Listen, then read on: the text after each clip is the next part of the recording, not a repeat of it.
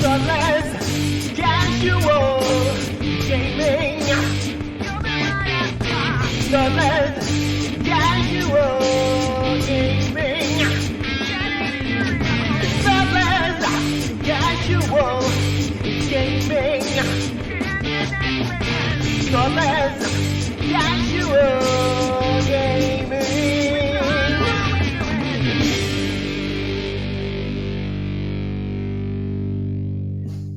It's finished. It counted down. We know what happens. We're recording. It's a thing. Are we doing a test? No, we're not doing a test. All right, we'll just go with We don't need tests. Who needs tests? Tests are for professionals, people that know what they're doing. Stand for that. No. I don't get paid enough for that kind of shit. No, well, we don't get paid at all. So yeah, okay, that makes sense. That works. I suppose is now the time we do the intro. Well, what's this we business? I just generally interject at inappropriate times. Okay. Who are we? Oh, what do we want? When do we want it? I like short shorts. No, you are listening to Thoughtless Crisis Casual Gaming. Is Crisis Gaming? Yes. It sounds like we're having a crisis. So. We are having a crisis. Thoughtless Casual Gaming with Brett and Jace, two men who are completely melting down after the days, weeks, months events. This has been a process, let's say, getting this happening. We had plans. We had lots of plans, and those plans are still plans, just not at a planned time. Yes, that we planned. The plan is not the plan anymore. The new plan is to come up with a new plan and then plan those plans around that plan. For the plan hath gone awry. Yes.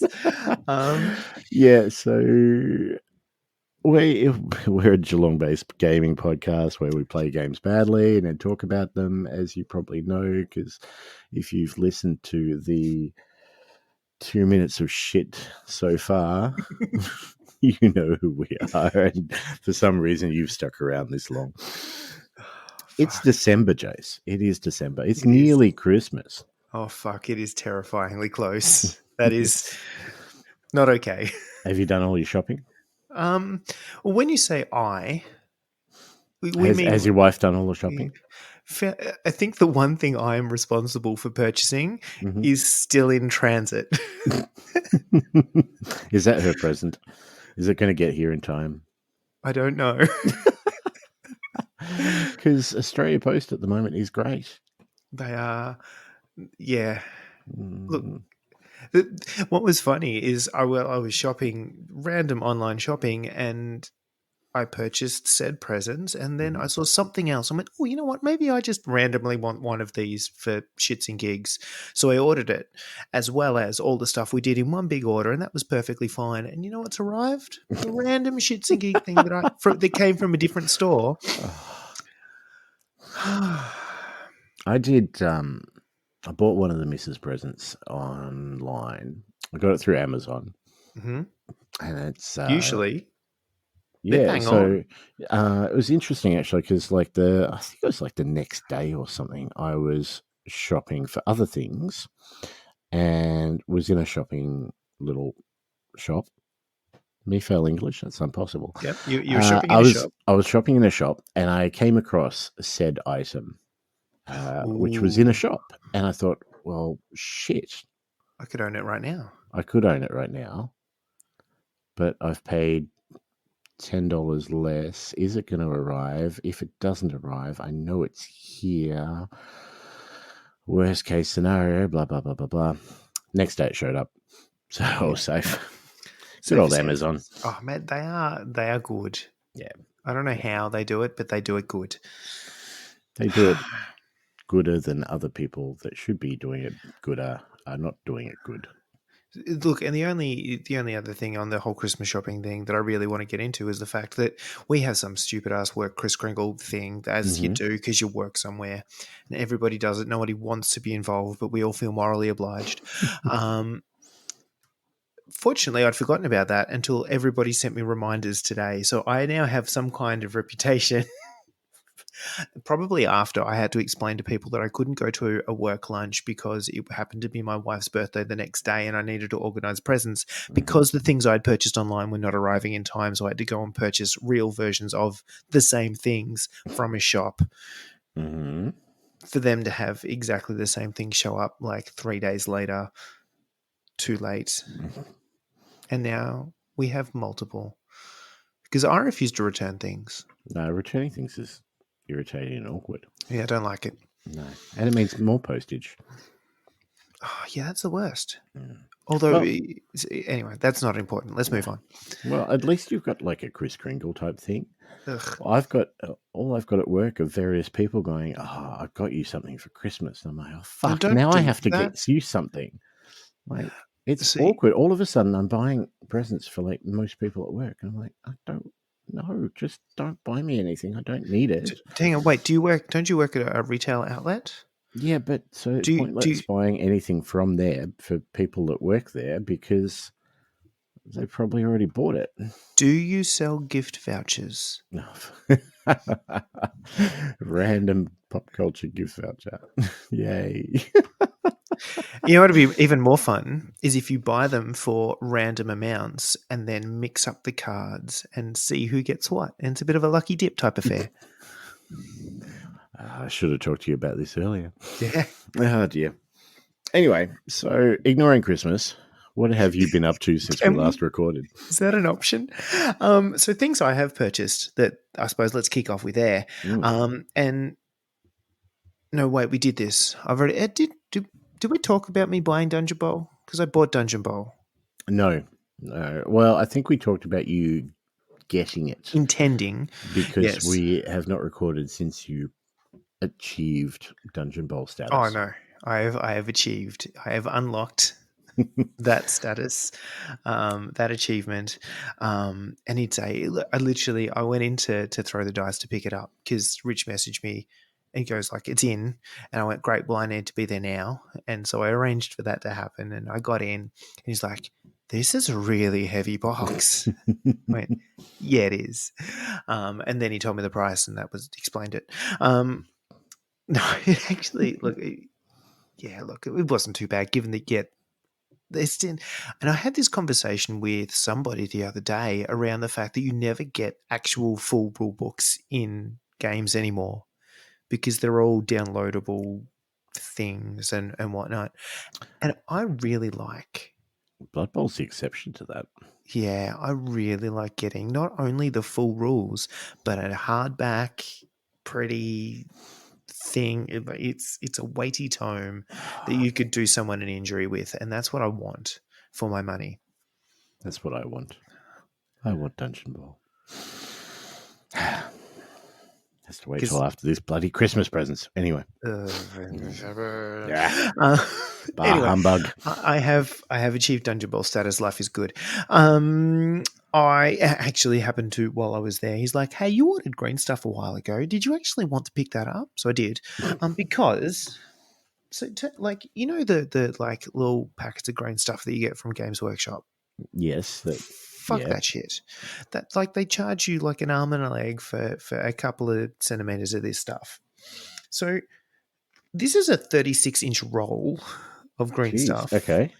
And I can't remember what it cost me, but I believe it was at about the same cost as the neat up green stuff packets. Is it still that crappy blue and green stuff that you have to mix together? Hey, it's still that.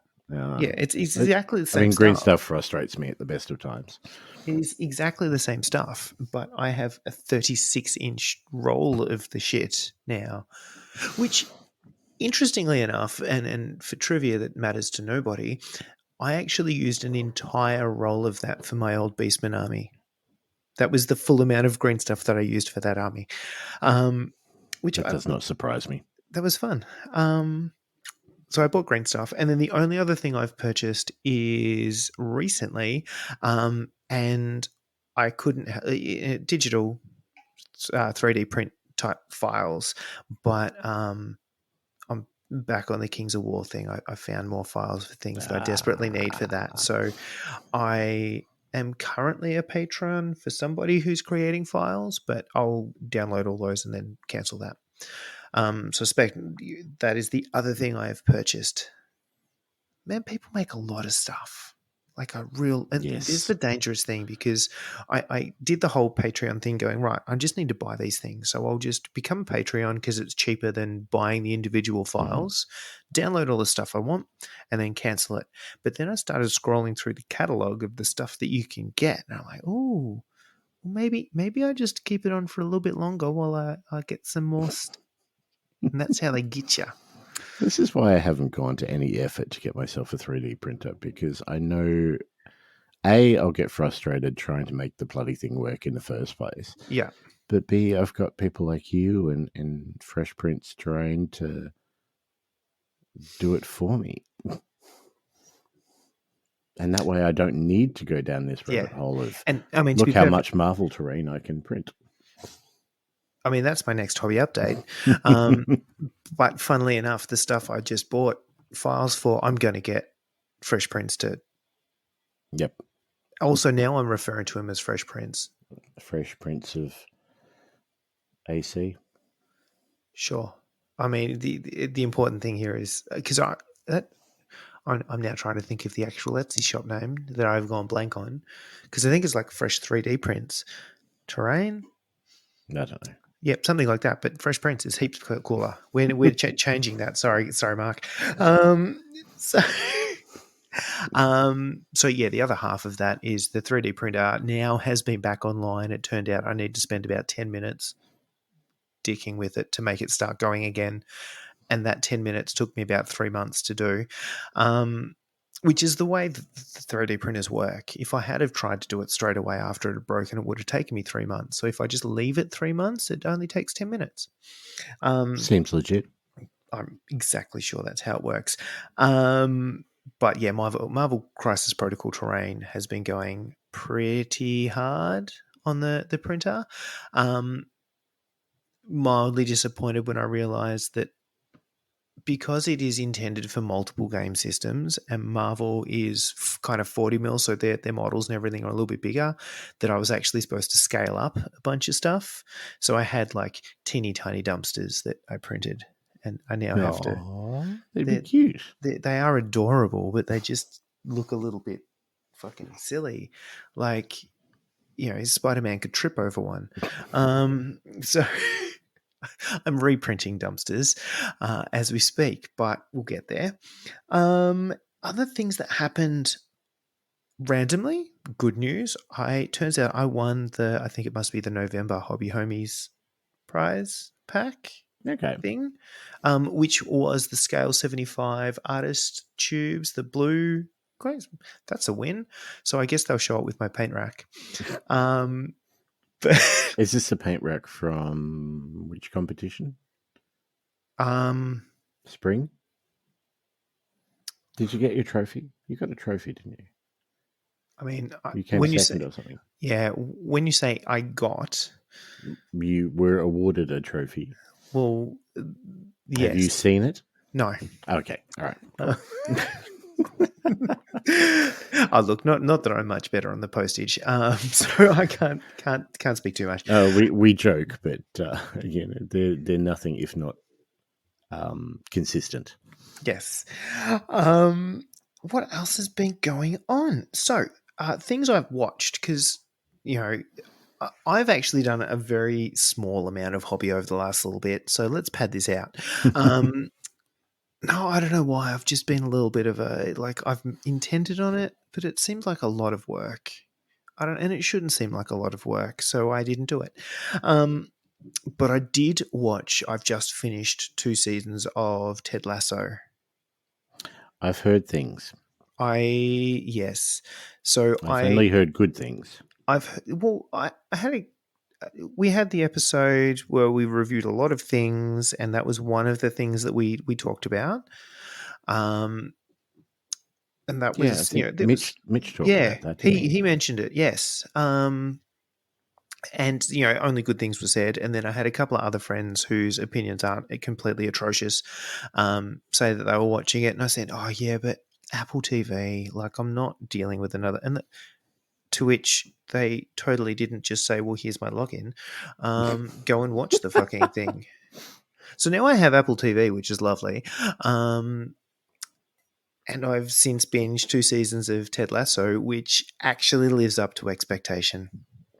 It Okay. is Because it's got an expectation. Like I it said, is everybody's talking about it. it is fucking lovely. Like, it is charming and witty and you feel good, but it's, it's the emotional roller coaster that you want from a bit of a TV, like very character driven TV, but it's just you just smile. And sometimes that's what you need. Like, imagine if Ned Flanders wasn't religious and Ooh, coached a soccer team, but he was also from, Kansas, oakley dokley. and didn't actually understand anything about soccer. And it's just about the relationships and the people, and like, it's not actually about soccer. Like, that's kind of the underlying thing that brings them all together, but not important. Yeah, actually, really good. Like, character arcs, really good. It's that kind of piece that you want, like, in a thing that makes a good TV series, especially comedy wise, and this probably fits into that, is characters and Mhm. having a good spread of diverse but likable characters, and really sort of likable but unlikable villainy type characters, and all of the above. And it delivers in spades. The casting is bang on. The culture and the in like world that they kind of build, which is not hard because it's actual real life England. It's just over the other side of the world. But the whole thing's really believable. And then you insert this, larger than life of sort of Ned Flanders type. He's even got the moustache character, and it's just how they go from hating this man and the fact that he's literally brought there to fail, and how it in the course of the seasons it kind of turns around, and all that jazz. Do recommend. Okay. Um, Not my usual TV, but very good. And then Hawkeye, I'm sort of up to date with. So they've done 5 episodes. Yeah, there's one One to tomorrow. go. Yes. Yes. I am also up to date with Hawkeye. Oh, good. Yes. How are you finding it? I didn't think I would like it as much as I am liking it. Mm-hmm. There are things that I probably find frustrating. I don't think that the Kate Bishop I don't think she's deep enough into it that it's plausible that he keeps dragging her into things necessarily. Fair. Um, but, and again, without going, spoiler stupid, I like that he's a bit of a broken character now. I Mm-hmm. like that they've gone kind of the dark shady past, but there's a very good reason. I like that he's human. Mm-hmm. I like I like that he keeps hanging out with LARPers, which is just fun.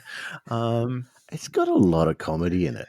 it's yeah, Like the tracksuit mafia in particular are just comedy gold, which is not what you expect for the token bad guys. no, and I really like the fact that you've got these quasi-serious bad guys that are a laughing stock. They're Mm-hmm. they're ridiculous, but they're also dangerous, but they're also a bit not, and we can't really work out whether we need to take them seriously or not.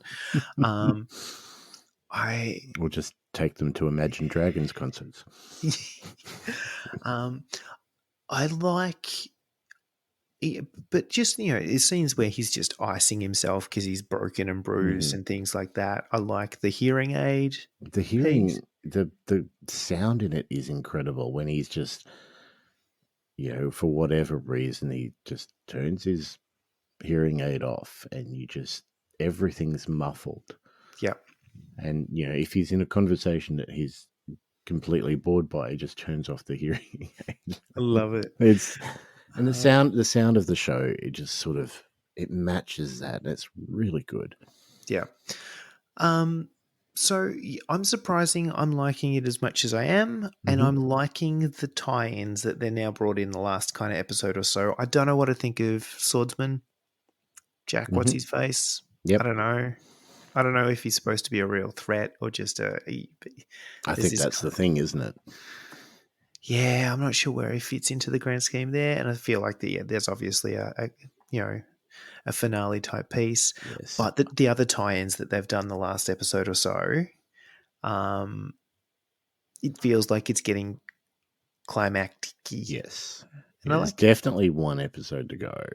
Mm. It's reached that point, and I had heard rumors of who the big bad was going to be, Mm-hmm. but I'd forgotten. And so at the end of that episode, when I saw them on the picture, I'm like, oh yeah. And I wonder if Yeah, it's the same actor. and That's it what I want. is. Is I'm it? pretty sure. Yes, Oh, okay. which ties in all of the Mm. other Yeah. TV series, which is an interesting. I was Yes. surprised, but I'm okay with it. Yes. So yeah, I didn't hate it, and I was gearing up to hate it. I feel like I was gearing up to be disappointed, and I don't know if that's a follow on from What If. I Yeah, don't know. maybe. I mean, I always enjoyed Hawkeye, and I wasn't sure how much they would lift off it, but there was a series of comics done by Matt Fraction, Hmm. which basically just showed Hawkeye as a landlord for this rundown apartment and looking after his tenants and stuff like that, and it was all very, very, very much the normal human things, but he happened to be an Avenger at the same time. And they seem to be lifting some of that off. I want to go back and read it again. But some of like the archery scenes are incredible, and the pin particle one that just got me. Oh, that was gold. I didn't. Yeah, there was no seeing that coming, and it was No, glorious. Um, yeah, some of the trick arrow fun is good. Uh, as I said, Kate Bishop as which I will now only refer to her in her full name. yep. Um, I I can't like work her out. as a character, and I think that she is what that character is supposed to be. But at Yes, the same time, I think you're right. Like, it doesn't. I mean, they've only got 6 episodes to do it, but she's integrated a lot more than she probably should be. yeah, it just seems like she got a run at the big leagues without any effort to stop her. Passing the tryouts. It was interesting. Um, yeah, but is it ultimately good? I actually, interestingly, think the girl who plays, is it Maya, the kind Mm-hmm. of actually deaf? I didn't realize. Oh, okay.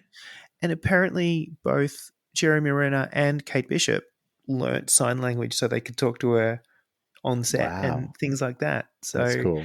there's actually some cool little plays in there as well. I thought was pretty groovy. Apparently, before it even started airing, they announced an Echo show. So she's going to have her own show, Ooh, which will be interesting. yes. Because I'm very interested to see how they take her Mm-hmm. from who she is to where she sort of goes. Yeah.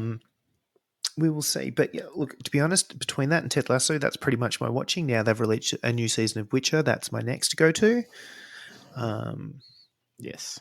I need to find time for it, and I need to at least watch. I think there's a recap type. recap episode. I might have to watch that. Really hoping they've fixed their timeline issues from the last one so I can actually follow the bastard thing. And it amuses me how much Henry Cavill is now reinserted into social media, all of his nerdish type hobbies. Yes. But anyway. Yes. Very much so. Like, that came out of, like, there was all of a sudden, hold on, Henry Cavill paints 40K, and then you didn't hear anything else for ages, No. and now all of a sudden that's all they're talking about. Yeah. I can't help but feel that this was cleverly planned by some advertising executive. Mm-hmm. He is now Lord of the Nerds. Stay tuned for the next announcement. Yeah. Yep. He's totally going to show up at some LARPing convention or something, just as a rando, like pretend like he's done it the whole time. Other things that I have done hobby-wise, though, speaking of Dungeon Bowl, if we circle back to that, I got very excited about trying to come up with various teams. Mm-hmm. I spent way too much time trying to come up with various teams. And then I went, right, well, let's let's just go back to the box and see what I actually have models for before I start going too wild on this. And with a couple of a couple of Blood Bowl boxes. So if we look at the last season was the Black Orcs and Imperial Nobility. Correct. The one before that was the humans and the orcs. Also correct. And I'd already done some conversions and some pieces for my Khorne team that I had some spares for. And that there's a College of Metal team right there. That's all of the pieces that I need. So that basically made my decision for me because it meant I didn't have to think too hard. And then the secondary conundrum is how the hell do you build a team for this? Mm-hmm. And I spent way too long going over every possible option of how I could build a team and which positions. Because, I mean, that's the fun bit with Dungeon Bowl, I think, is the difference in the team building, and the fact that I can take blitzers from multiple teams and blockers from multiple teams and all this kind of joy is great, but it gives you way too much choice. So in a moment of analysis paralysis, I basically came up with the idea that the whole point of having mixed teams is so you can have mixed teams. So let's mix these bastards up. So I took pretty much one of everything. Excellent. I think that's the way to go. And then two of things when I ran out of things that take one of. So that was handy. And then I was trying to work out what bases I could chuck these bastards on. And I still had a whole bunch of the Marvel Crisis Protocol bases that had like the grates and things. I went, that has metal on it and kind of flagstone-y type things. That seems like dungeony and metal-y. Ta-da. They don't look too oversized. I think it'll work. I think it will. And then just because I was bored and needed something that was pre-undercoated, as badly as the undercoating was, I painted most of Angela, which is almost all of my A-Force now. I need to finish her up, touch up her skin and stuff with the real kind of rough patchy bits, but she's not far off. I've got probably about 5 bases to go, and then that's kind of the A-Force collection that I own to date. Excellent. Complete. That's good. That has been my last lot of hobby type things. I feel like I spoke way more than I needed to, given the amount of shit I've done. That's why we podcast, isn't it? Oh, yeah, of course. Yeah. Go. All right. Well, I have done some hobby, but like you, I've kind of been plodding along. I feel like I'd been working on the Necromunda team for way too long. And like it was, what do they call it? Batch painting. So I was doing each one and each color and then moving on to the next color and then doing each one again. And that just seemed to take so long. But they're done. Yeah. And I'm really actually happy with them. Like they really work. That's the thing with batch painting though, right? Is everything takes so fucking long, but then everything's done. Yeah. All of a sudden. It's like you go from nothing to completed. But not only that, but they look good. So I'm not like left with everything done but looking shit. I'm left with everything done but looking really nice for me. So I'm really happy. So those 10 are done, which takes me to 147 for the year. We're so close. I'm also up to 30 days where I haven't painted. And yeah, I started on the Underworld's dwarf team, which is 4 models. So I have started painting those. If I get them done, which I may do if I get a couple of days off coming up, then we should hopefully hit that 150 mark. And then Underworld's which dwarves? The naked ones. Yeah, it's So this is what we've chosen to end on: a naked dwarf. Naked dwarfs, yeah. Look, I wanted something relatively easy because the mojo is still not quite there. Mm-hmm. And the 3 colors, or 3 and a bit colors that I have done on these guys has taken me much longer than it should have.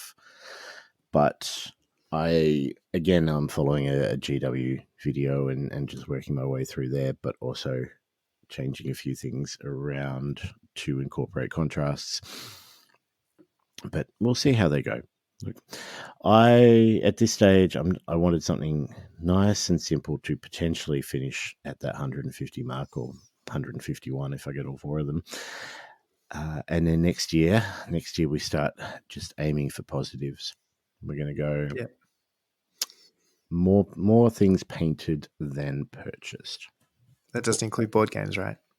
Doesn't include board games in case Masters comes in and the Boys comes in, and what's the other one I've got coming? Dark Knight Returns board game. Yeah, look, it doesn't include those.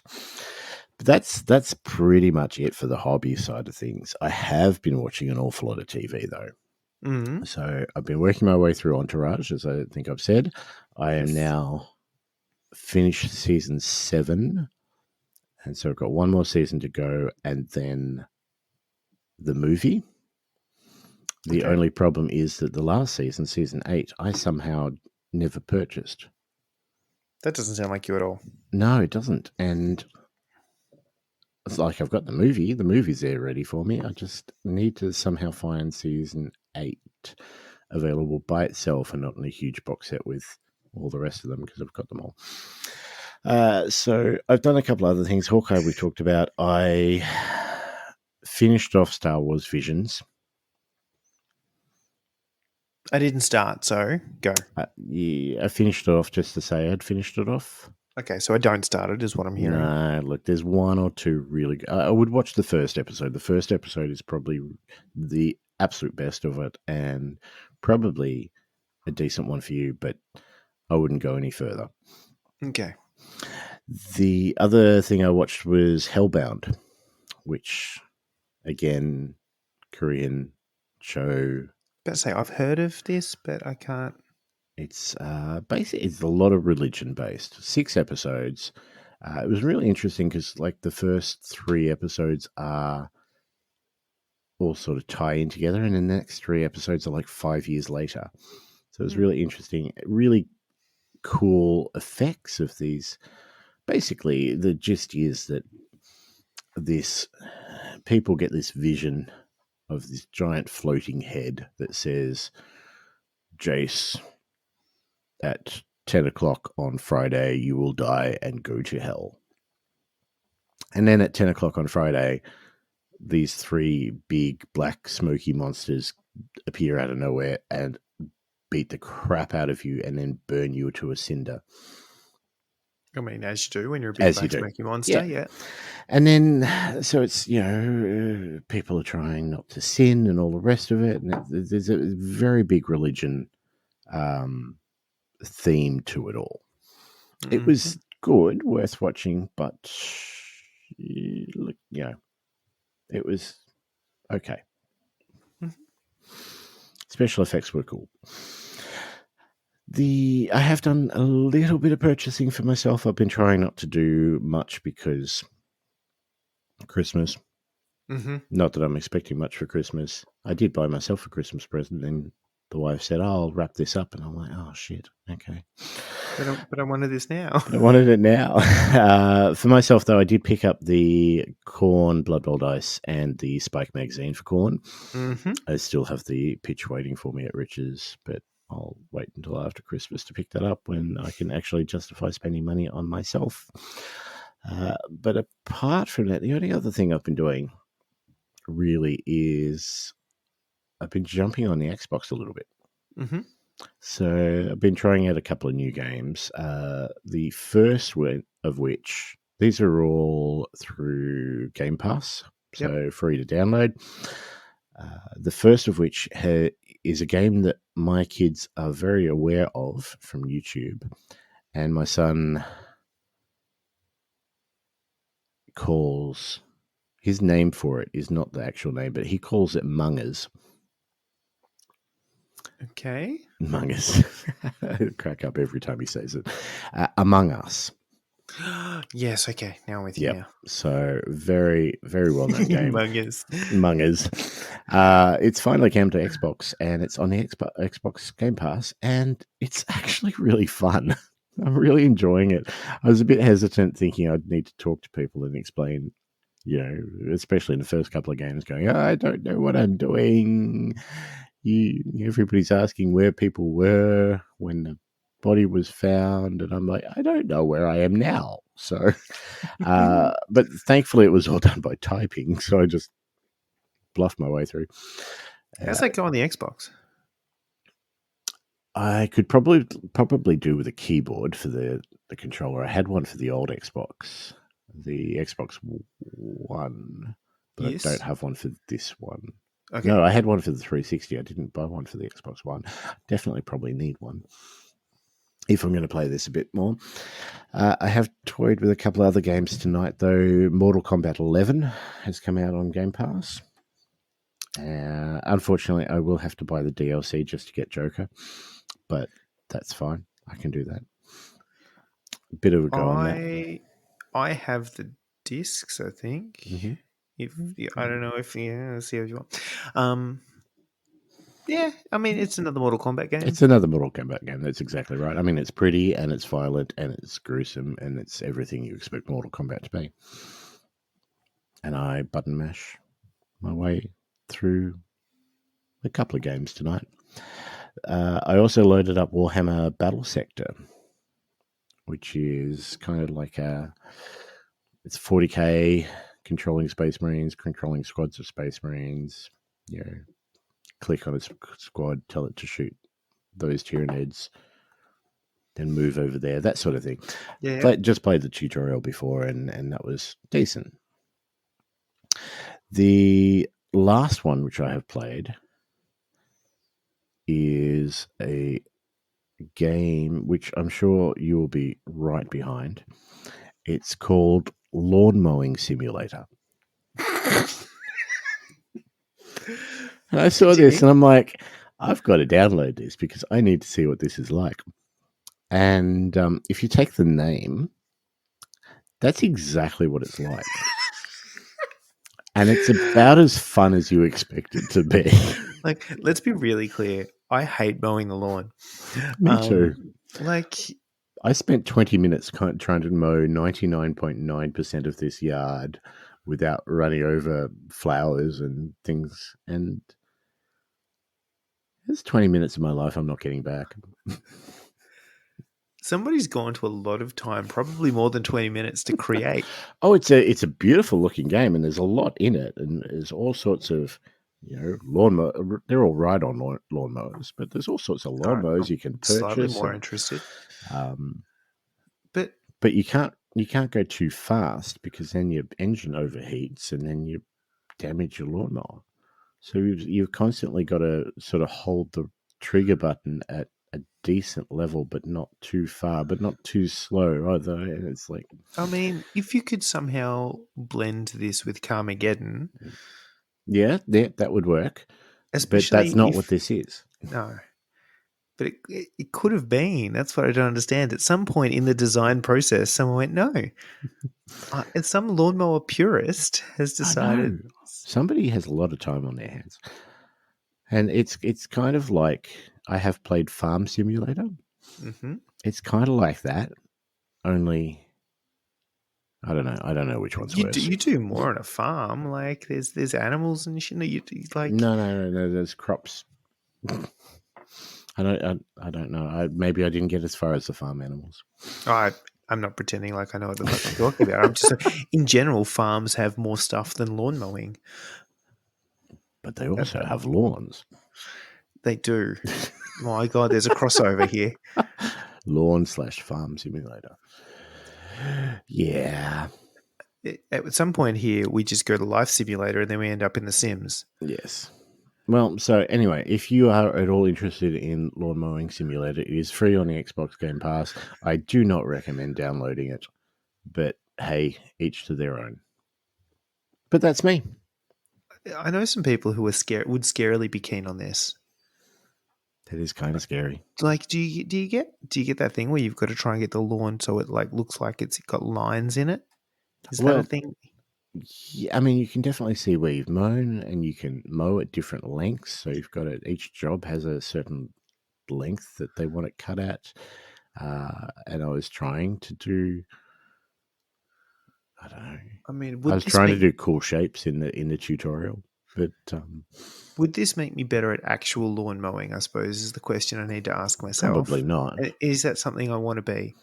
How many dick pics can I get into a lawn? That's what I need to work out next. Maybe Twitch stream.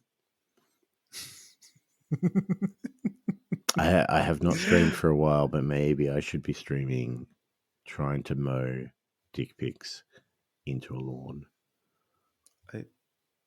I like where this is headed. All right, If screw the dwarves; they're not getting done.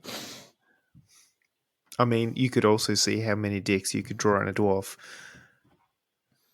True. I mean, those are the Slayer type dwarves. They do have tattoos. They do. Oh, are you thinking what I'm thinking, B1? I think I know where you're going. Yeah. If you just make them a little bit squarer and stuff, so it looks a bit runic, and all of a sudden, dick runes. Yeah, no, I get it. Yeah. All right, let's see. Oh dear. Yeah, that'll be an Instagram post for sure when I finish those. Anyway, that's it from me. Shall we take a break? Let's do that. All right. Fade to black.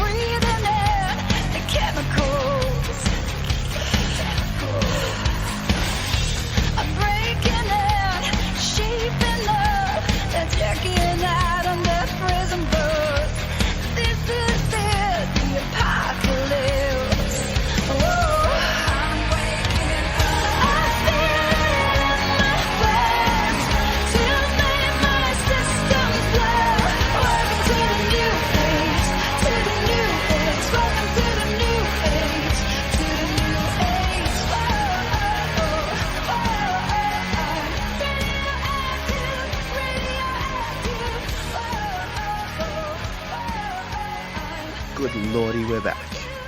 And rocket go now. Oh lordy, it's a fire.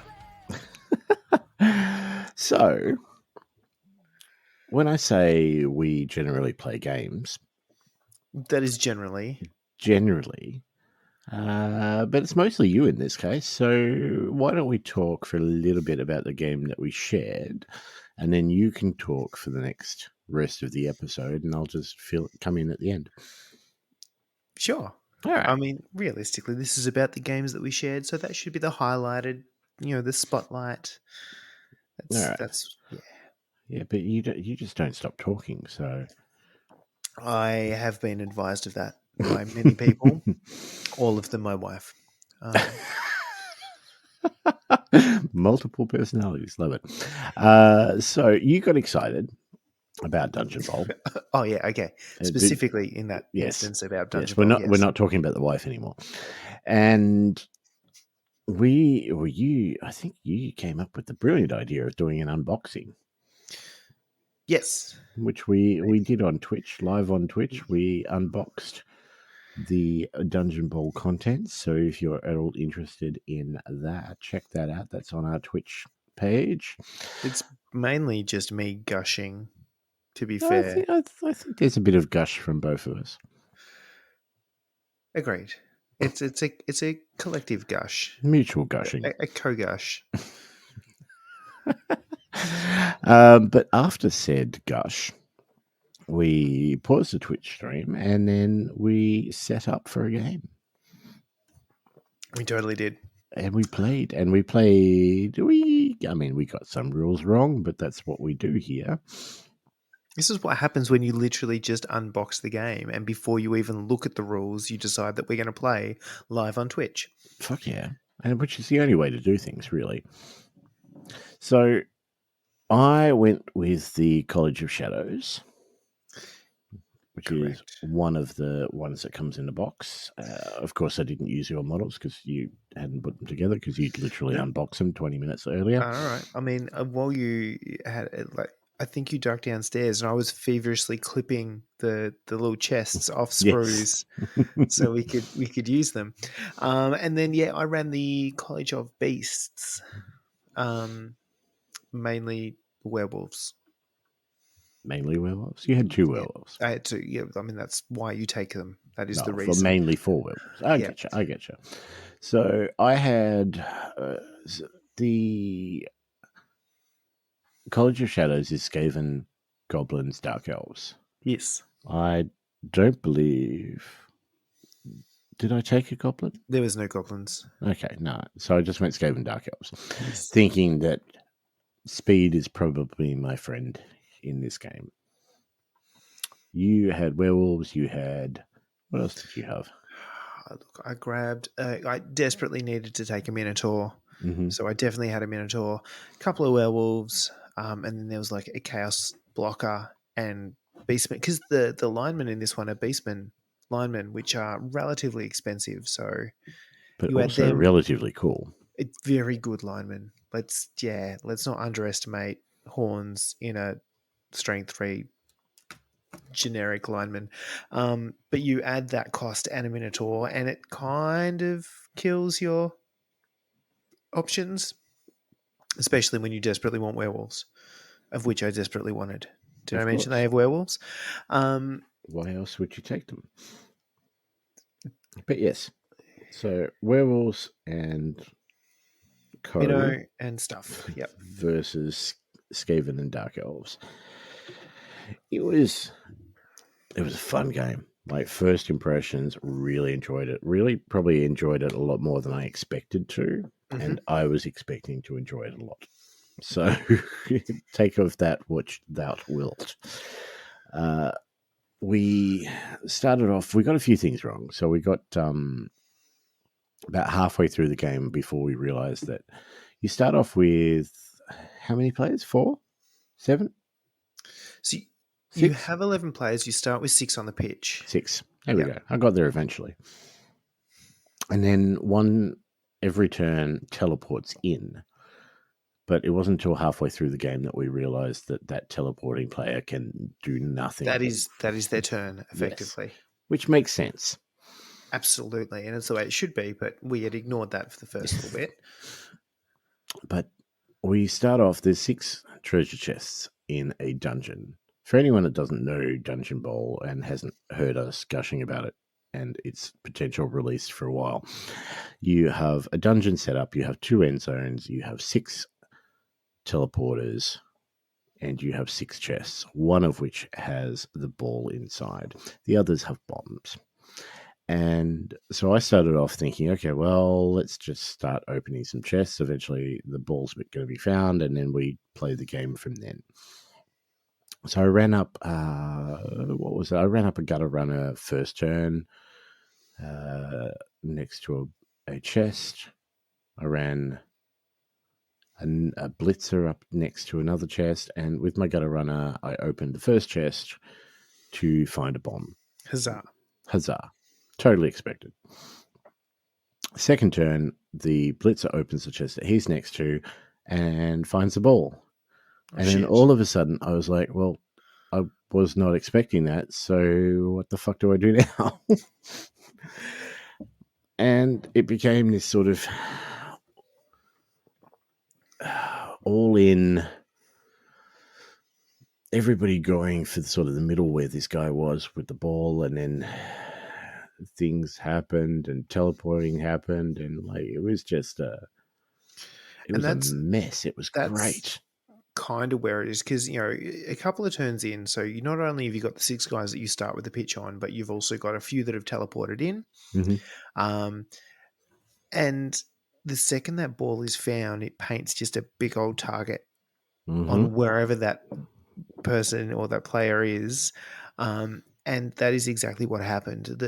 Basically, the two teams swarmed on that one little location. Um, Yes. so, and there was trying to block up passageways to stop other people getting in. There was also, because the rooms have special rules. Some of the rooms, at one stage there, the ball was in a room with the little baby dragon, Mm-hmm. and what's that on a 5+ Something like that, yeah. when you activate, you just get knocked down by the cheeky little dragon. So there was this kind of thing. All right, I'm going to blitz with. No, he's been knocked down. Okay. Well, I'm going to do. No, he's been knocked down. Okay, next. And in amongst that, you've also got that whole joy of people jumping onto portals to teleport around, but there's somebody standing on a portal because they teleported in last round, so they get bounced to another one who lands on somebody else, and we were pinging around all over the place. It was hilarity, really. And it was just really hard to predict what was going to happen. Like, these literally the best laid plans, of which neither of us had. No. But they would not have gone well. Because you just had to react in every instance to what has changed and where your players have been repositioned to, and all that kind of fun. Because you're pushing them onto portals, and then they're teleporting off to other rooms. They're knocking the other person off portals, and that kind of fun. So you add that to a very non-linear game board that we're playing on, because that dungeon, and we just used one of the ones out of the book as a starting point. Happy days. But worked perfectly fine. It was a lot of just mess in the middle, but Yeah. the good kind of mess. Oh, look, it was so much fun. And like there were people getting knocked down. There was I believe the Minotaur failed a blitz at one point, didn't he? Fuck me. Yep. And lots of people just, once we worked out that you teleport on, you're stuck there, which means that teleporter is taken up. And I mean, the rule is if you teleport twice or onto the same one, then you're gone. Yep. So I had people going, jumping onto a teleporter, rolling a dice, going to that teleporter. There was someone there already. They'd go to somewhere else. And then a couple of times you'd get your second teleportation that takes you off. What happened with my blitzer, who still had the ball, somebody jumped onto a teleport and teleported onto the one that he was standing on. And then he rolled to see where he would go and rolled the exact same number, which means that he is gone. However, I was like, well, can I use a team reroll on this? And we couldn't work out if that was true or not. We couldn't see any reason why you couldn't. And I did go into GW the next day and saw Bradley setting up a game against one of his regulars. And I asked the same question, and Bradley was like, well, and he put it in a much better way than I'm ever going to reiterate, but basically said that because you are the one rolling the dice, you can use a reroll on it.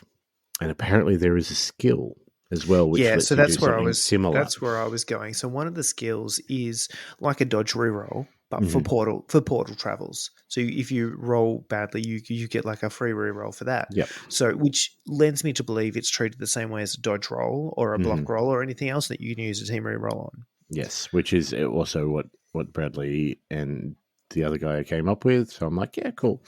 So I used a team reroll and happened to teleport to one of the teleporters, which was closest to your end zone and also wasn't stupidly guarded like all the others. No, that was the one I chose to leave. Yes.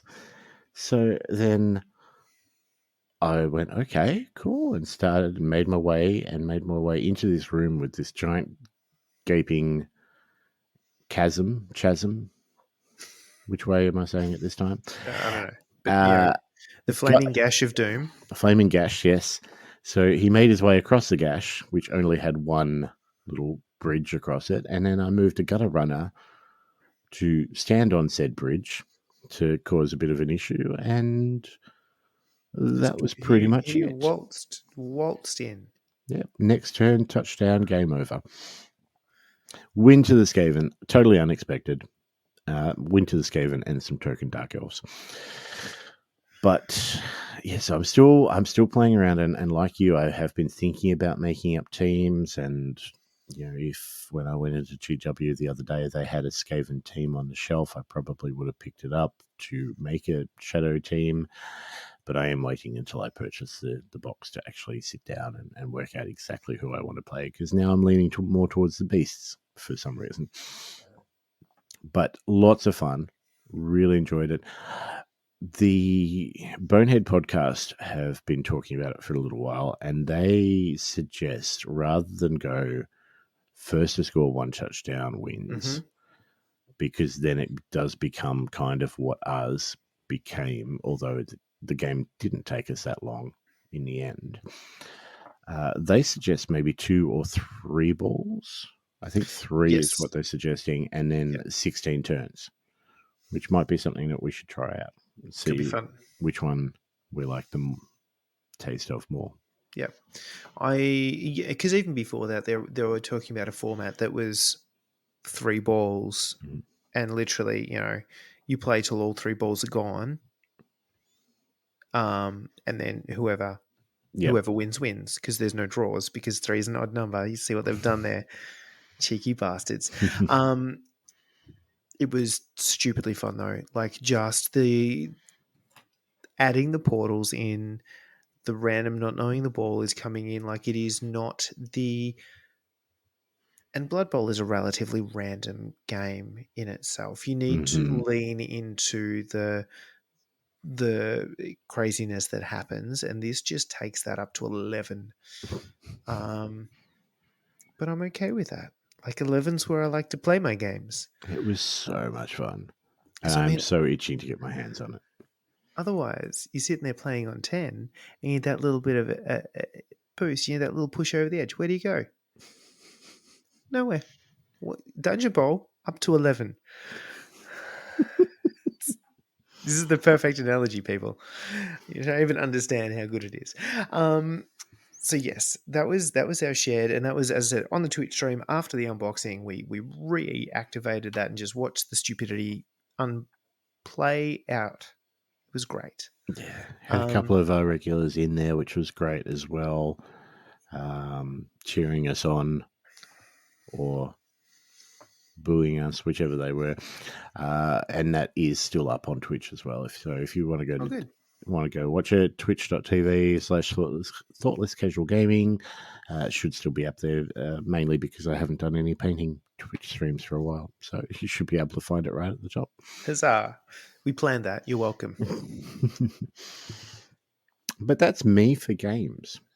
I see, and I feel a little bit bad taking over here, but just sit down, kiddies, and let me regale you. No, I'll be back in an hour. Fuck that! I need to sleep at some point. No, well, this whole thing has happened. So the Blood Bowl Sevens League that we're currently playing in at the moment has hit a little bit of a stall.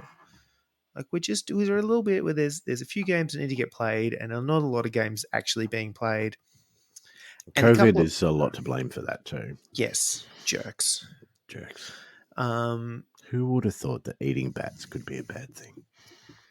Well, no one told that to Ozzy Osbourne. No, exactly. Or they didn't make him like they used to, or I don't know. But either way, there's a couple of us. I mean, I still got 2 games to play. To be fair, I'm not out of the woods here at all. But Dylan has played all his games and is currently painting up his team for season 2, and is the most enthusiastic person on the face of the planet. And when he said, "Hey, is anyone free for a game?" and I had absolutely nothing on, I could not help but agree. I had to acquiesce to that request, because he was desperate to bust out the Dark Elves and give him a run for season 2, so we knew vaguely what he was doing.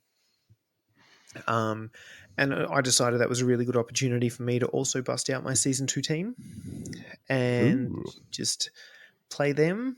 again, remember how they worked, but in a sevens team. So because I was playing, and I've broken out the what is now currently Kislev Circus for those old school Blood Bowl fans who are now frothing at the mouth at that very mention of the name.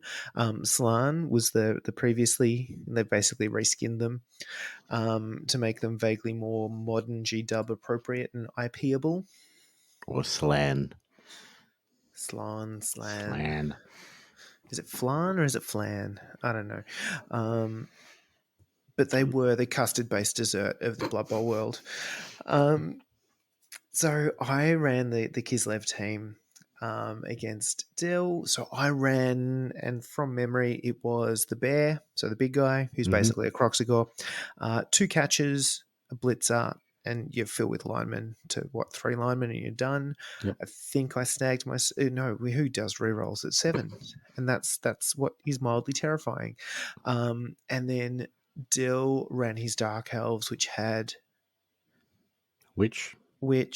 I'm trying to remember what he did. Was it a witch, 2 blitzers, or was it witch blitzer, assassin, runner? One of those two. Doesn't really matter. Dark elves, they're all fucking elves. They do crazy ass shit. Look, the terrifying thing I've relearned is big guys are unreliable. As much as strength 5 is lovely to have, they let you down at the most, like at the times you need them most. But also, so the whole kicker with the Kislev / Slan team is that everybody has leap and very long legs. And that is kind of the change up. The problem is with no rerolls in a sevens game, and all of those being straight edge rolls and everybody basically being edge 3. Okay, I see where this is going. That makes leaping terrifying. So I honestly played a game of the entire team has leap. I leapt once in that game because frankly it was terrifying with no rerolls, because I would normally play in a full 11 season, I would play 3 rerolls off the bat because you need it. Yep. Like the catchers are good ball handlers and everything, but with no starting block, no starting dodge, and your just desire to use leap as much as physically possible, you need them. With no rerolls, no block, no dodge, none of that jazz. Anywho, so the way this played really quickly is I elected to receive after winning the toss. I honestly pelted up because, I mean, even the big guy is move 6, which is glorious. Okay. So effectively, I'm at his line of scrimmaging my first turn with a nice big old cage. And then it was in turn 2 or 3, punch a hole in his lines and sprint to catch a through. Happy days. I think it was a couple of go for it's, but we were there. He returned fire really fucking quickly though. And again, Dark Because elves. They are elves. They move good. They move the ball good. And they're Dark Elves, so they actually do a little bit of punching on the way through. So that was a legitimate thing. And by halftime, we were going into this 1-1 with me kicking to Dylan. And that's kind of where the game stalled. It then became a Blood Bowl game where the dice didn't work. Is that what happened? Yeah, for a little bit there. In the end, he managed to slowly just grind his way up the field, and we played a lot on the sidelines and witch elves and frenzy and all that jazz. So it was a bit of a learning game for him about how to manage frenzy. There were a number of uphill blocks that he didn't want to take, but unfortunately had to. So there's a little bit of that going on, and a couple of moments there where we talked about his options after he took them and suggested maybe there were some better ones. But he got up 2-1 with I think it was 2 turns to go. I played hyper aggressive in those last 2 turns because I had to. Yep. And it got to literally the last turn, and I was there going, right, I knocked this guy out of the way. As long as, like, literally the one blitz I have has to knock someone down, and then I'm good. I'm home and hosed. That one blitz did not knock someone down. Mm-hmm. And it put me at a major problem where there was like 3 or 4 dodge rolls, no matter which way I went. And that was the shining moment when I remembered that every single one of my players had leap and very long legs. Okay. And it was exactly that moment where I realized that I could take 4 dodge rolls, or I could leap once, dodge once, And go. and happened to pull it off. So we ended on a draw. Excellent. Oh, that's a good game. But it was a fun game. As I said, it had a little bit of everything. It had a little bit of learnings for everybody. I don't know how the hell they're going to go in the season. As I said, with a rule that I don't really want to use, and a bunch of rules that are no fucking good, and a big guy that will fail at the most inappropriate times. So that was fun. But while I was there, I'd also, because it was an easy way to transport everything, to be fair, I'd brought Dungeon Bowl because it had all the rule books and everything in it. I'd thrown them all into one. Convenient. I'd thrown them all into one box.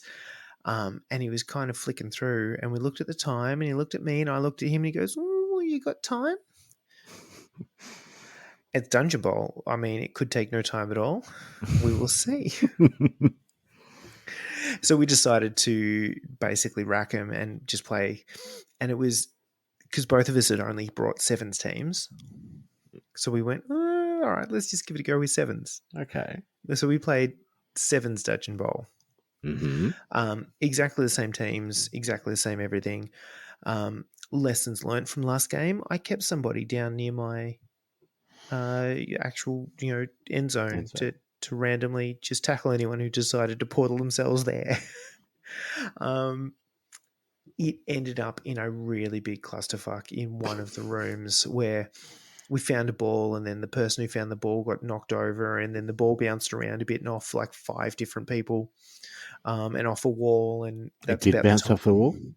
Yeah, so it Because that's what legitimately, we didn't do, because the blitzer that found the ball ended up scoring. So yeah, it never really happened. But in this instance, the ball got picked up, but the person who picked it up kind of ended their movement there and then got pounced on the following turn.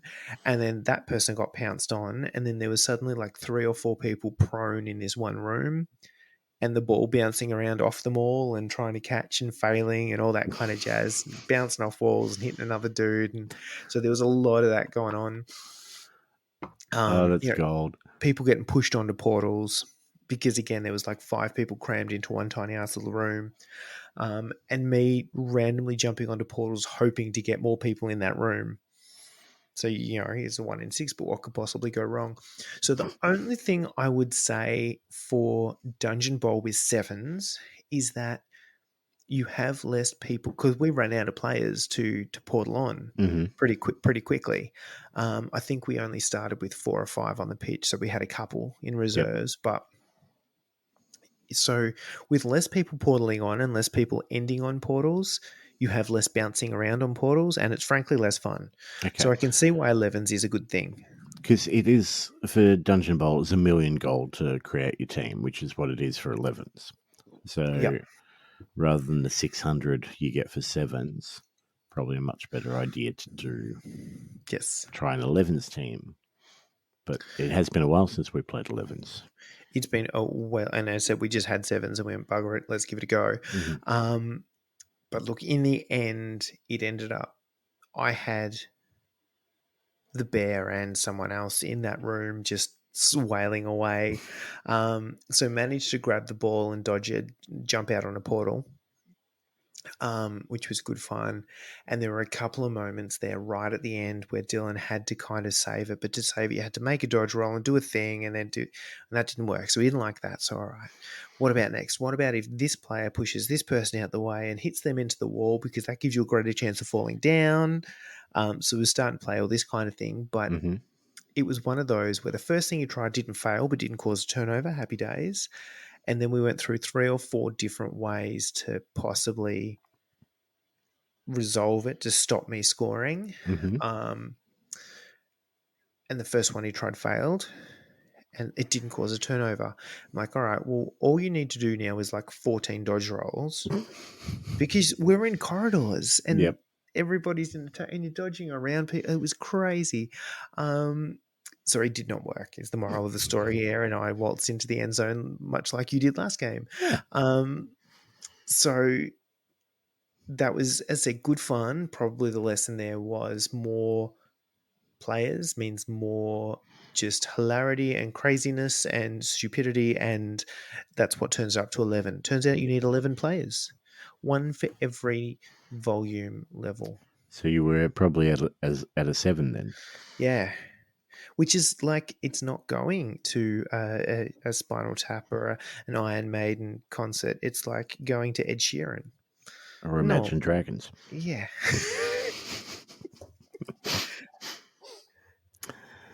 Oh He dear. makes notes. What song? Actually, what was? It wasn't Hellbound. It was the one before that, the Monsters one. There was an Imagine Dragons song in that they kept on playing. Sweet Home. That was the Alabama? show. I'm going to find out what that Imagine Dragons song was. Anyway, Do so let me that's know. 2 That's games. important. And then, just because I haven't spoken enough, now we've been trying to. We had for a very a brief period there. We had a very regular Wednesday night Marvel night happening, Which was fun. and of late it had fallen down to the issues of life, Christmas, December. work, freaking families, responsibility, all that shit. Bloody Ugh, families. I don't know. I know, right? But even with Throw the Dice Shut, um, managed to tee up Jared for a sneaky Marvel game. And Oh, a sneaky the, one. well, in that, I mean, we didn't announce it per se. I just drove to his house and we played there. So, sneaky as that is. But the caveat there is we had played probably the same scenarios a fair amount, just out of pure luck, and we decided that was not the way to do it. Mm-hmm. We needed to change this up. So we picked some. We basically said, right, we just want a big scenario. So we want like a 19 or a 20 Mm-hmm. threat scenario. Happy days. So we worked out crews based on that. Did you And do it all beforehand, or did you do the oh, look, actual thing? so the way this played out is we agreed to play like 20 threat. Mm-hmm. And then I got to his house and I said, do you have any scenario cards that are 20 threat? And he went, no. I went, neither do I. So we went through the app and we just found one off that and we just played it off the app, which is fine because it's got all the cards and everything. Yep. And then we found another one. So we played, what was it? It is something or other Mists, Terrorized City, which is the Mm-hmm. big one. And then we had Worthy, so Hammers, as it's effectively known. So the two scenarios that we had, the first one, the Terrigen Mists, had basically two mist clouds, one on either side of the board. You stand near that, you control it, you get things, but you also get poison and damage. There's Okay. pros and cons, swings and roundabouts right there.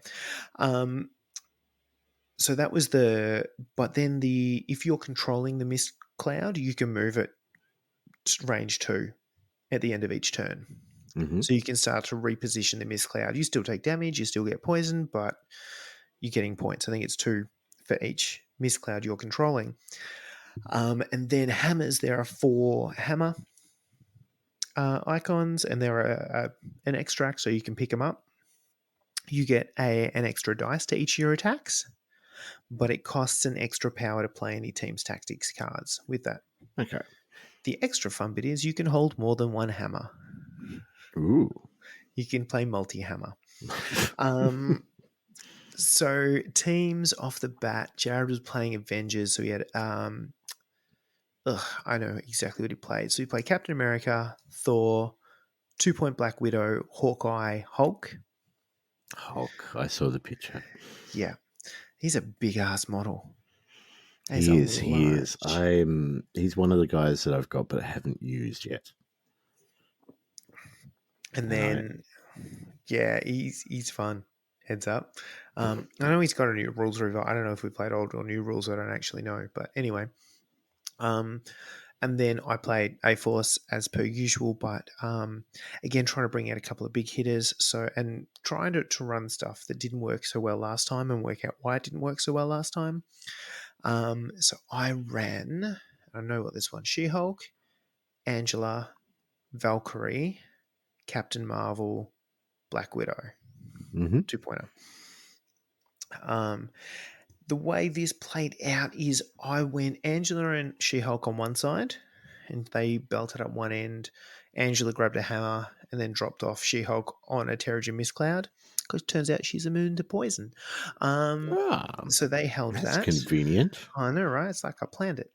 And then the others, so Captain Marvel, Valkyrie, and Black Widow, pelted out on the other side towards the other one.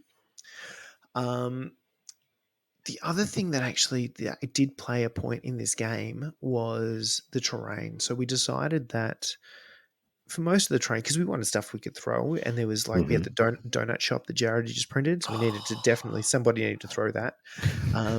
So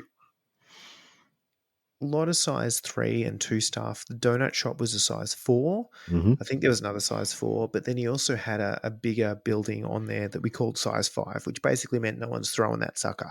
Excellent. So it gave us a good mix of interactive and non-interactive terrain. Mm-hmm. So She-Hulk and Angela basically standing next to this big sci-fi building and some other stuff, holding on to one Miss Cloud, and then on the other side with a whole bunch of other stuff, the other 3.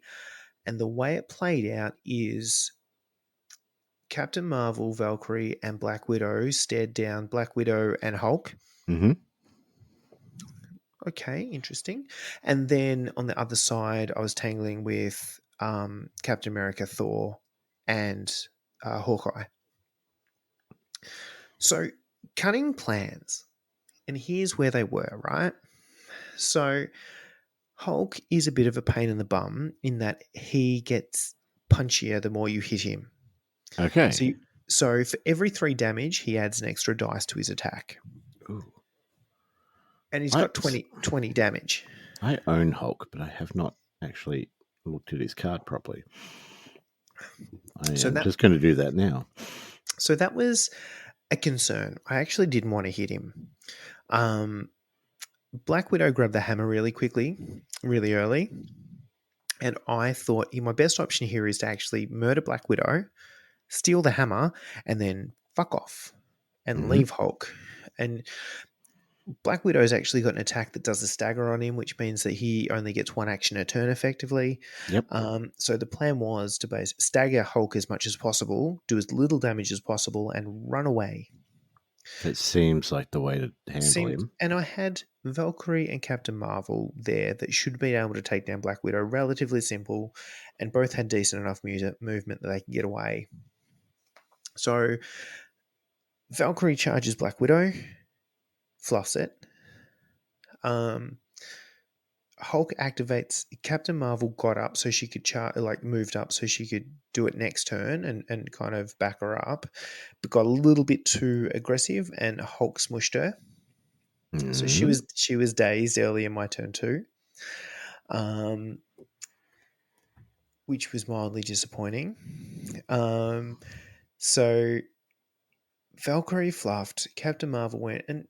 Look, Black Widow did what she was supposed to do. She went in, she staggered Hulk, she made life hard for him, she kind of dicked around a little bit and annoyed him as per the plan. But I hadn't managed to steal the hammer and I had to kind of stay there to try and nab as many points as I possibly could and to turn this at some point later on. Other side of the board, Angela murders, just literally straight up murdered Hawkeye, which was great. Excellent. And turns out has got a fair amount of movement on her and lays out some hurt. So, she was looking reasonably good. And She-Hulk was doing a really good job of tanking the hell out of Captain America and Thor. And again, laid down a bunch of hurt. And I had Captain America dazed pretty quickly as well. This is all sounding good so So far. it's all sounding pretty good. And the plan here is murder Hawkeye because he's a pain in the ass. Yep. And then I'd managed to. So Angela also, by turn 3, had taken Thor down to all but one wound. He had proceeded to run balls deep into She-Hulk. So the way this played out is I had to weather Thor attack with She-Hulk, and then it was happy days. I had a fair amount of power there and a fair opportunity to take out both Steve Rogers and Thor, knowing that I only had to plink him with like 1 or 2 damage. Seems And fair. here is where the best laid plans go awry. So things I did not do in turn 2 or at the start of turn 3, were play my stalwart determination tactics card. And that is, you play it at the start of the round, and it means that anyone who spends the power for it cannot be thrown or pushed. Okay. Great.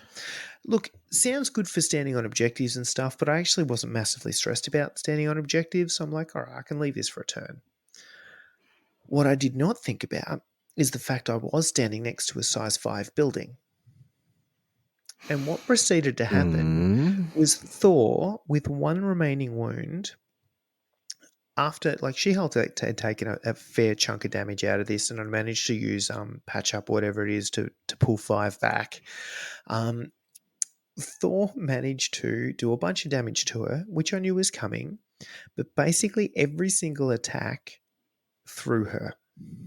So between for Asgard and a few other bits and pieces and superpowers, and he just repeatedly threw her into a size 5 building that wasn't going anywhere, which means he could do it again. And it was legitimately, she got thrown over 2 turns 5 times, and that was exactly the amount of damage that they needed to do to remove She-Hulk from the game. I'm looking at the card now. Thor is a beast, and I've known this again from playing against him. He's 5 points, but he's a good 5-pointer. And I constantly underrate him, and I think it's because he's on a little base. Maybe. But he does more than I expect every single time. He gets extra power, he throws, he shocks, he staggers. Does he stagger? Yep, staggers. And he's got 8 health on his injured side, 6 on his uninjured. He's not a bad guy. No, he's a good, and he's probably the one that I need to focus more on, because they've also got the tactics card between him and Captain America, where he can do the lightning off the shield. Yep. So that happened at some point as well. But either way, basically the plink damage from being thrown was exactly enough to murder She-Hulk. And if you'd played that one card, it was not happening. I would have been alive with about 3 health and 23 power, I think I had racked up. Oh, good Lord. That she died with.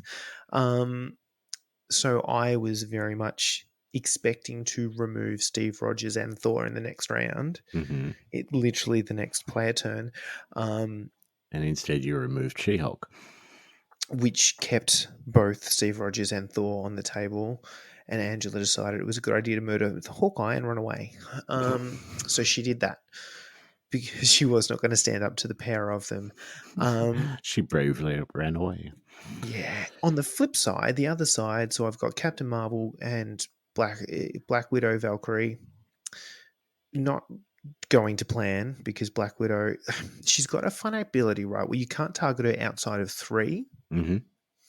But if you are within 2, she, in hitting her with a fist attack, she counts her blanks as successes. So you actually have to hit her at exactly 2.5. More than 2, yeah, but more than 2, but less than 3. Which realized, like, I was playing her. I should have worked this out, but I worked out way too late, because she just lived way more than she should have. So at that point in time, I abandoned Plan A. I think I dazed her, but then she got back up and grabbed a hammer. Oh no, what's better is she got back up and then Hulk grabbed the hammer that she had dropped.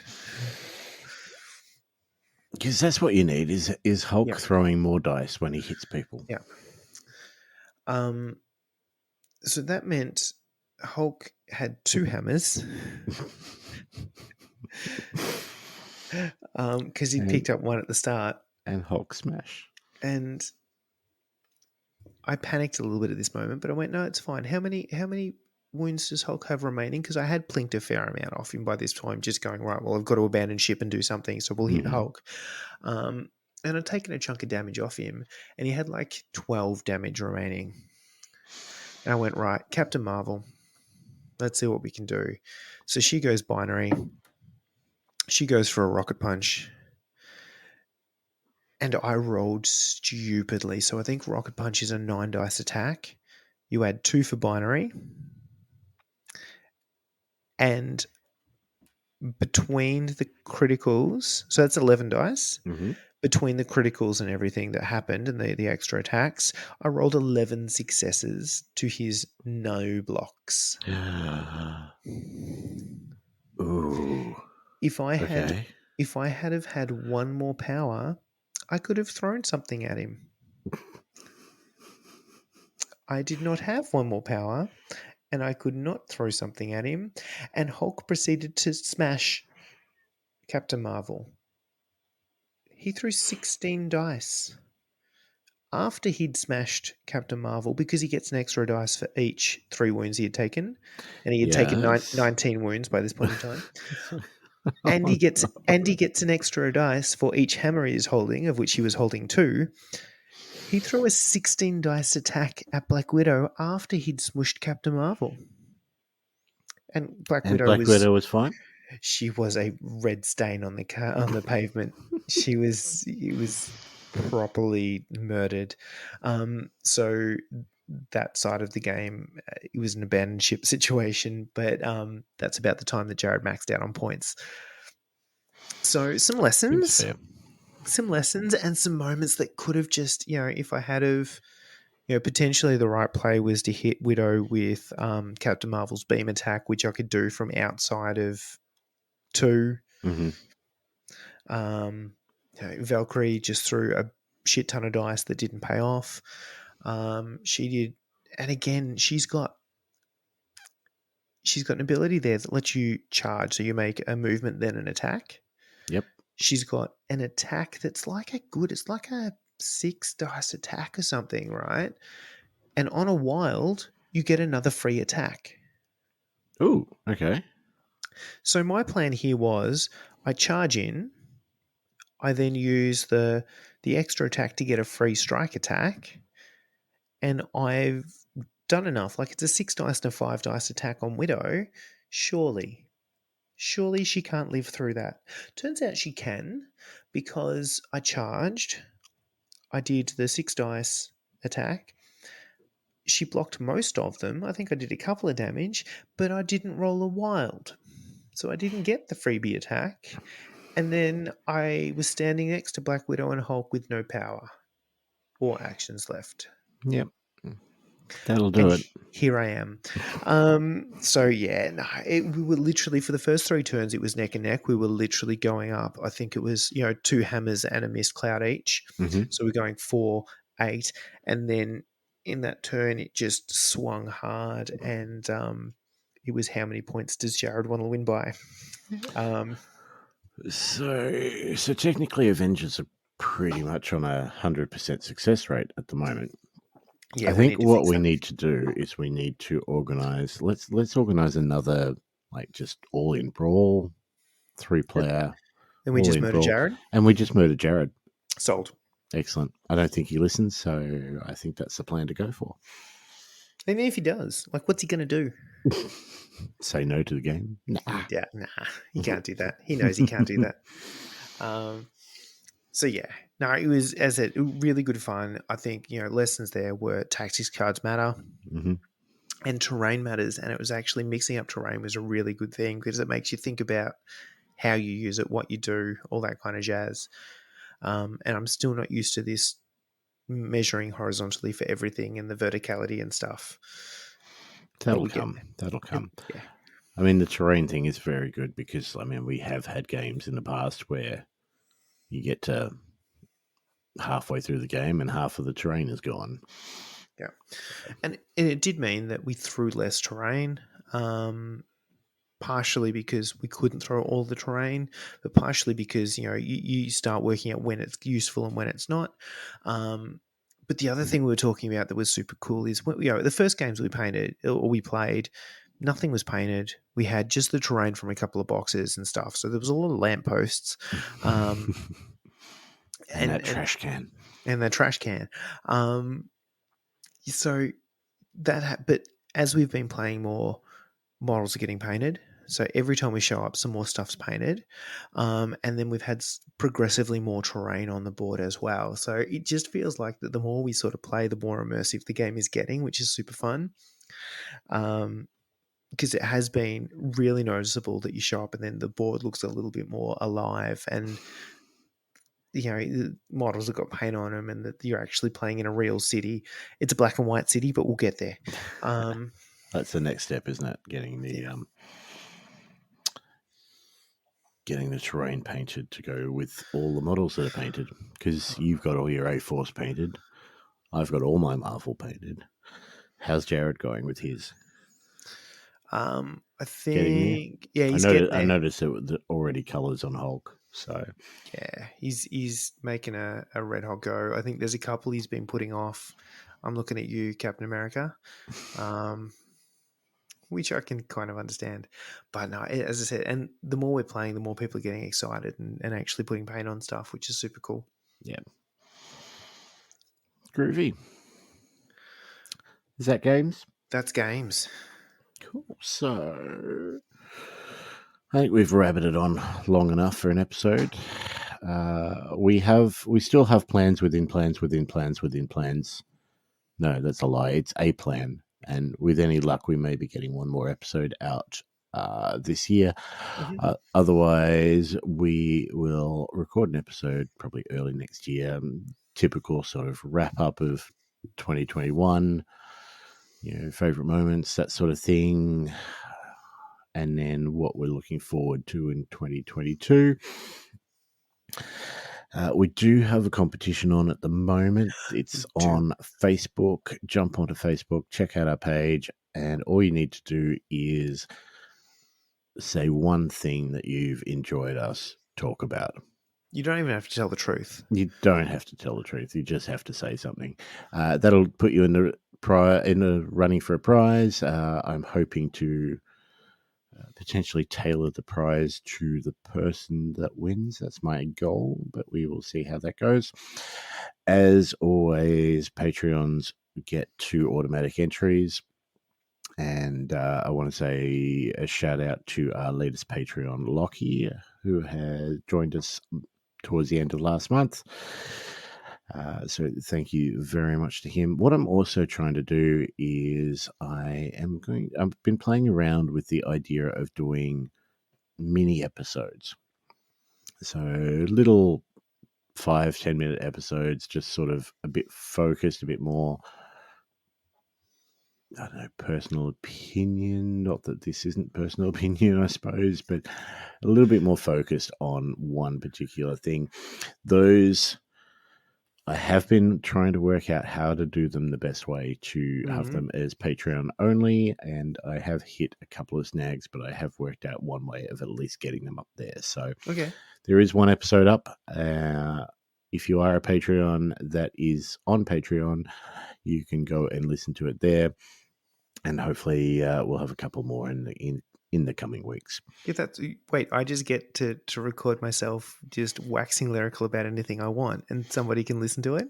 Yes, Like absolutely. more than this. More than this, yes. Oh shit. When you started talking, then the WA word that thought you were saying became waxing. So I'm glad about that.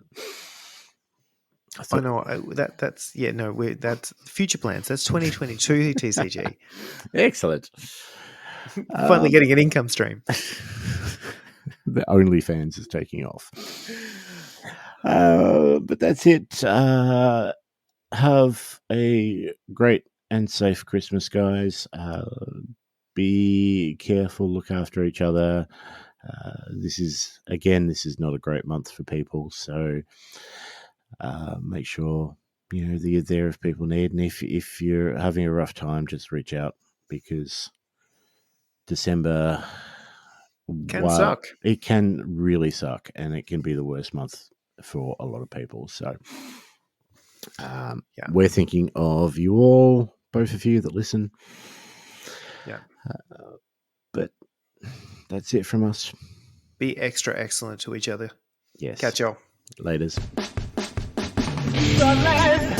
Casual gaming. Don't let